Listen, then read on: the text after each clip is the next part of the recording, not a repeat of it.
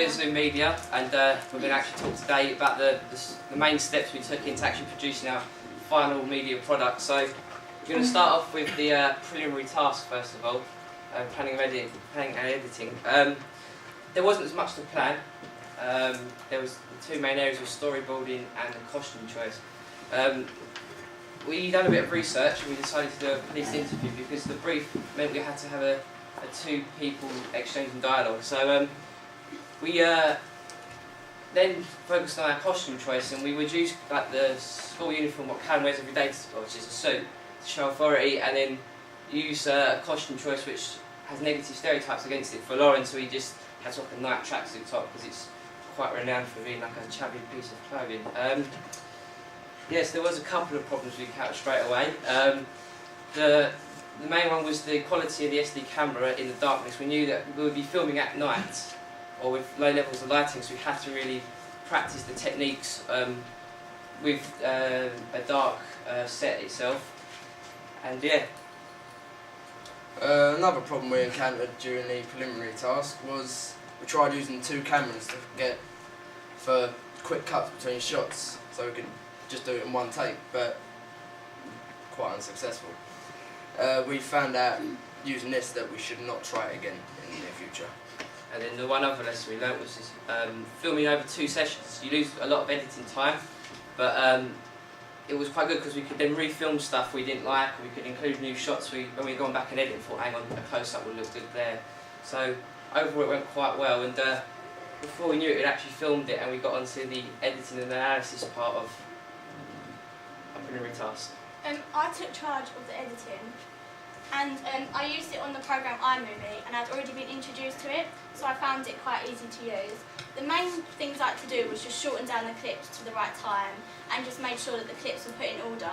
But however, this was the first time I got introduced to the shortening the clip icon, and I used that to get rid of any like diegetic sound there was in the background. And so overall editing was quite an easy part. And then to finish off as a group, we looked at the strongs and the weak parts of our actual preliminary task, and one of the main areas we sort of picked up on was the planning. We had to make sure we planned a lot of detail when we were doing our horror opening to make sure that we included everything, making filming easier.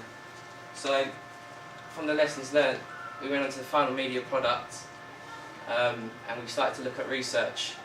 We looked at 4 different films together as a group. The Ring, Scream, 2002 remake of Dawn of the Dead, and Candyman.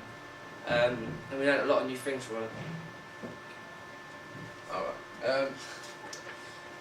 We had to research a lot of like shots that would be conventional to be used in a horror film. One we noticed that come up frequently was a crab shot. But this was used specifically to build tension in horror films. We didn't use it because we couldn't find a need for it. More shots that are generally used in horror films are high angles and low angles. High angles showing vulnerability and low angles showing power. We used a low angle in our final product to show his vulnerability when the character was about to die. And there's also the other areas I had to research apart from films and shots. For me, I started to research the camera I had at home, which was a HD one we knew would be a lot better from filming after our preliminary task. So it was quite time consuming, but it did benefit us in the long run. So after researching, we then started to go on to planning.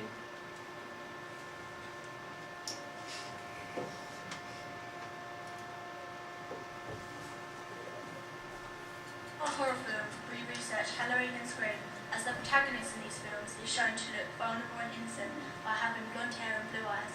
However, in our horror film, we converted the stereotype by having the antagonist as having blonde hair and blue eyes.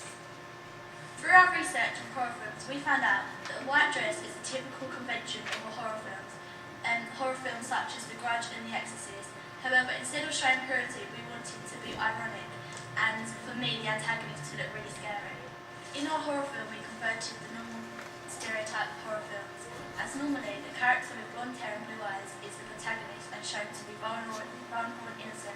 However, in our one, she is the antagonist and is shown to have power. The target audience can connect with our female antagonists as they are at the same age range. In our horror film, for my costume, we use blood, which we use as a precursor, but it's also an example of iconography. Once we had researched the costume and found out that a white dress was iconography or the typical stereotype, I took charge of the costume. Having purchased a white dress, I then ripped it up, put blood stains on it and burnt it a bit to make it look old and tatty, and then having done the makeup, we made the girl pale to show that she's risen from the dead almost, and the blood around her mouth acts as a precursor to show that she had previously bitten someone before our clip. The black eyes just enhance the contrast between her face and the darkness of the eyes, showing her evilness.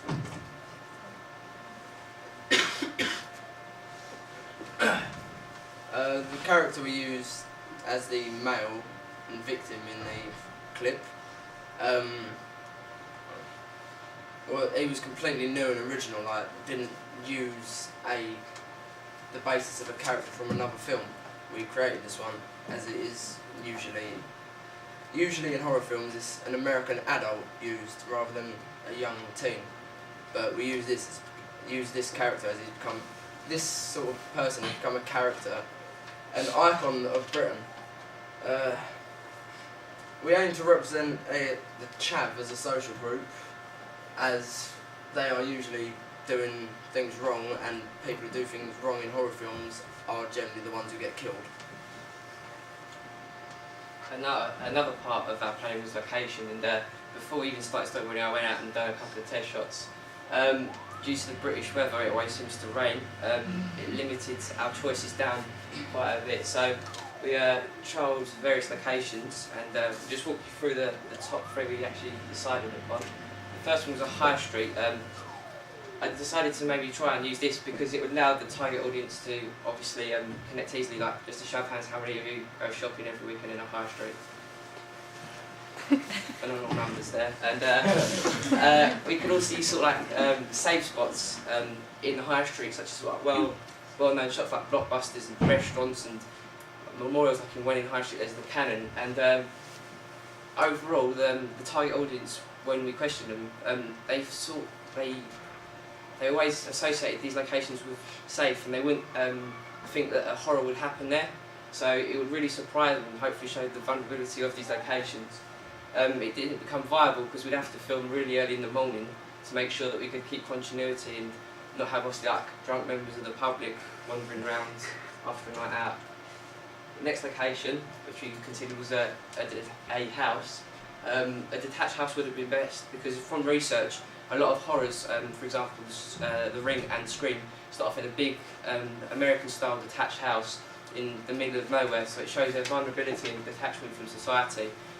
Inside the house, it's been easy to recreate because obviously you just turn all the lights off and you've got a low-lit setting already. However, because no one lived in a detached house, we didn't see any reason why we should even try and film in this location. So it left us with one more location, which was the woods. Now, you can see from this picture already, the woods can be an eerie place. All the light coming through the tree coverage, it makes it very eerie and quite horrific. And we would also use the play part because, again, the show of hands, Harry went to a play part when he was young. Again, almost everyone. Dan's obviously deprived. Yeah, so if we could link the play part in somehow, it would allow the audience really to connect with the horror piece itself and show, again, like similar to the high street, how you can be very vulnerable in places you associate with like happiness or safety. One more quick